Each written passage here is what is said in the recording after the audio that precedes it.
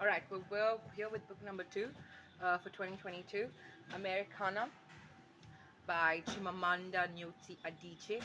I love the book. Why should you read this book? One, I am a Goan Maharashtrian girl uh, whose dad is a North Indian, mom's a Goan from India, Goa, and I don't know what a black life is or what it means to have that racial discrimination. I will never come so close in quarters to it as Chimamanda has done. She has almost brought me face to face with the fine nuances of racism, and it's lovely to be a part of it, to go through the tides of changing a state.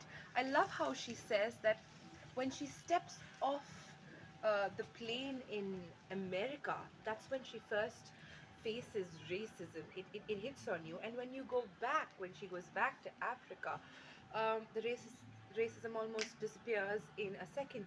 So it's not just a cultural perspective, but what you feel and what you've been made to feel. Um, that was very interesting for me. And another very interesting bit, if I have to read the book again, I would read for that one bit.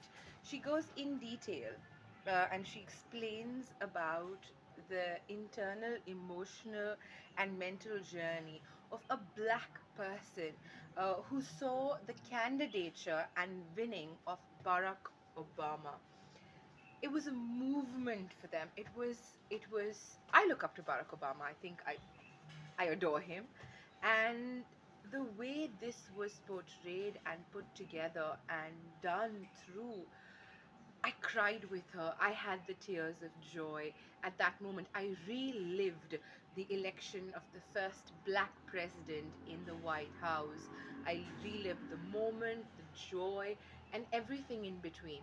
So please go ahead and read this for its fine writing, for its transactional um, emotion about racism and standing up to it. And of course, it's a very feministic book where you feel like being a woman, owning the emotions of being a woman.